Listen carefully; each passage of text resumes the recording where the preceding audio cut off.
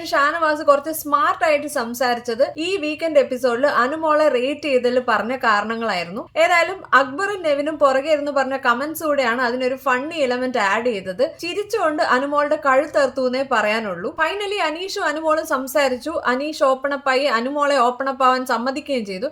ഏതായാലും അതൊരു രണ്ടുപേർക്കും കണ്ടന്റ് ആണെന്ന് നമുക്ക് മനസ്സിലാവും പിന്നത്തെ അവരുടെ ബിഹേവിയർ കാണുമ്പോൾ. നെവിനും അക്ബറും അനീഷിനെ കളിയാക്കി പാട്ട് പാടുമ്പോൾ പുള്ളി അവിടെ ഒരു സ്പീച്ച് തന്നെ കൊടുക്കുന്നുണ്ട്. അനീഷ് അവിടെ ക്യാമറ സ്പേസിന് വേണ്ടിയും ആൾക്കാർക്ക് ഒരു സഹതാപം പുള്ളിയോട് തോന്നാൻ വേണ്ടിയുള്ള ഒരു കണ്ടന്റ് ആയിട്ട് തന്നെയാണ് അത് യൂസ് ചെയ്യുന്നത്.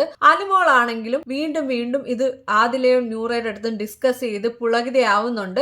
അനുമോൾക്കും അത് ഡ്രോപ്പ് ചെയ്യാനുള്ള സമയമായില്ല. അനുമോൾക്ക് തന്നെ വിശ്വസിക്കാൻ പറ്റുന്നില്ലെന്ന് തോന്നുന്നു അനുമോളെ ഒരാൾക്ക് ഇങ്ങനെയൊക്കെ ഇഷ്ടപ്പെടാൻ പറ്റുമെന്ന്. ഫൈനലി എല്ലാവരും റീ എൻട്രി ചെയ്യുമ്പോഴത്തേനും പഴയ കണ്ടസ്റ്റൻസ് ചലഞ്ചേഴ്സ് ആയിട്ട് തന്നെയാണ് ബിഹേവ് ചെയ്യുന്നത്. ഈ മുൻഷി രഞ്ജിത്ത് ഒരാഴ്ചക്കുള്ളിൽ ഔട്ടായി പോയത് എത്ര നന്നായി എന്ന് എനിക്ക് തോന്നി. കാരണം അത്രയും ക്രിഞ്ച് കണ്ടന്റ് ആണ് ഒരു ദിവസം കൊണ്ട് പുള്ളി അവിടെ തള്ളി മറിച്ചത്.